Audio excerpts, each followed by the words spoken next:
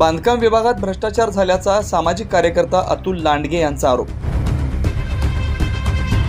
बांधकाम विभागात कार्यकारी अभियंता सूर्यकांत अहिरे, उपअभियंता वाय पाटील, लेखाधिकारी वासिम अख्तर व भांडार लिपिक सुभाष निकम यांनी संगनमताने मिळून वरिष्ठ अधिकारी व उद्योग यांची मिळून सुमारे 50 कोटीपेक्षाही अधिक रक्कमचा भ्रष्टाचार केला असल्याचा आरोप सामाजिक कार्यकर्ते अतुल लांडगे यांनी केला। सदर भ्रष्टाचार प्रकरणी संबंधित अधिकारी कर्मचारी यांच्यावर गुन्हा दाखल होण्यासाठी मागील 8 दिवसांपासून उपोषण देखील सुरू आहे। पुढील 2 दिवसात संबंधितांवर दोषारोपपत्र तयार झालं नाही तर तीव्र आंदोलनाचा इशारा सामाजिक कार्यकर्ते अतुल लांडगे यांनी दिला आहे। सार्वजनिक बांधकाम पूर्व विभाग या कार्यालयात हायब्रिड एन्युटी मॉडेल या प्रोजेक्ट अंतर्गत जो काही भ्रष्टाचार झालेला आहे, संपूर्ण प्रकल्प हा 800 कोटीचा आहे आणि या कार्यालयामध्ये जो काही भ्रष्टाचार झाला आहे त्या भ्रष्टाचाराची व्याप्ती ही 100 कोटीपेक्षाही अधिक जात आहे।